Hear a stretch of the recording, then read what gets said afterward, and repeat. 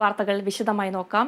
EP. Javadekar കൂടിക്കാഴ്ചയിൽ CPM നിലപാടിനെ വിമർശിച്ച കെ സുധാകരൻ. ഇ.പിക്കെതിരെ CPM നടപടി എടുക്കില്ലെന്ന് ഉറപ്പായിരുന്നു. സെഞ്ചുറി അടിച്ച ക്രിക്കറ്റ് പ്ലെയറിനെ പോലെയാണ് ഇന്നലെ ഇ.പി. പോയത്.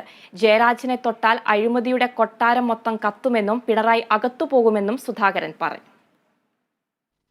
വളരെ ആരംഭത്തിൽ ഞാൻ പറഞ്ഞത് ഒരു നടപടി ഉണ്ടാവില്ല. എന്താ കാരണം എന്നറിയോ? ജയരാജൻ